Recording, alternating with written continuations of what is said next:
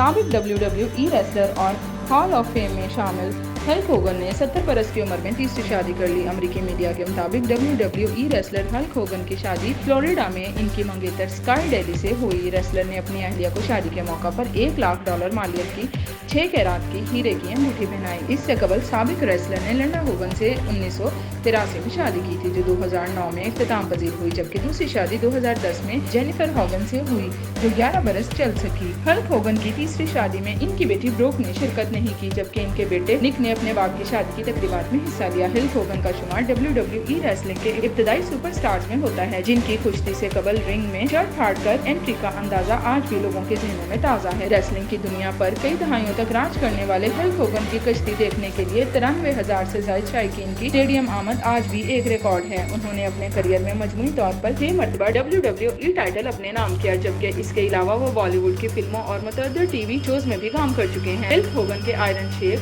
Rowdy Piper, Andre the Giant, King Kong, Bundy, Randy Savage اور the Rock کے ساتھ ہونے والے مقابلے WWE کے یادگار مقابلوں میں سے ایک ہیں، جن کے بعد ان کے حریف پہلوانوں کو بھی عالمگیر شہرت حاصل ہوئی۔ واضح رہے کہ 70 سالہ ہلک ہوگن اور اسکائی کی رواں سال جولائی میں ایک دوست کی شادی کے دوران ملاقات ہوئی تھی۔ ان کی شادی کی خبروں کو عالمی میڈیا نے اہم خبر کے طور پر نشر کیا اور کئی بین الاقوامی چینلز نے اس ایونٹ کی لائیو کوریج بھی کی، جس سے آج بھی ان کی مقبولیت کا بخوبی اندازہ لگایا جا سکتا ہے۔